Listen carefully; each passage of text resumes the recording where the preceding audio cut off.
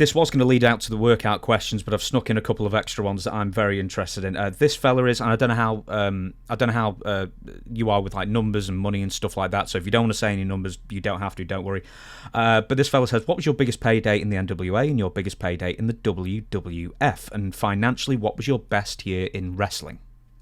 My biggest payday in NWA was like $5,000 for a pay-per-view. My biggest payday was with British Bulldog in WrestleMania 7. I think I made 25,000. Wow. You know, which at that time was good money. And my biggest year was WWF, which I think was that year. And if I remember right, it was like about 250,000 with royalties and everything. About 250. Yeah. So they were looking after it. I mean, that's $500,000 in today's money plus. Yeah. Yeah. Just speaking of money, did you notice, because obviously in 1992, business falls off for one reason or another. Did you notice the paychecks going down in your last few months?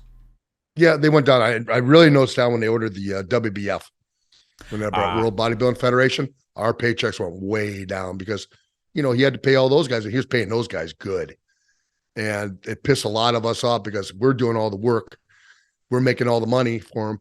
And these guys aren't doing nothing, and they're making all this money, and it like I say, it pissed a lot of us guys off. You never thought of making the switch over then, did you? No, not that. No way. No. They're nothing like us, and there's no, camaraderie there. There's no nothing amongst those guys. Nothing. When did you first find out that the World Bodybuilding Federation was going to be a thing then?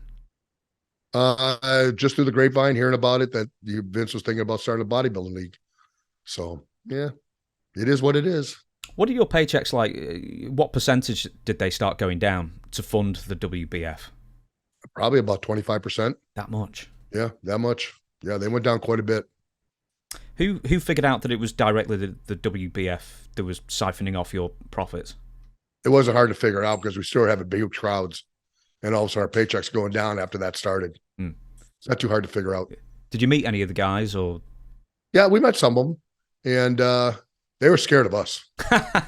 they really didn't want to be around us too much or anything else because they're afraid of getting ribbed.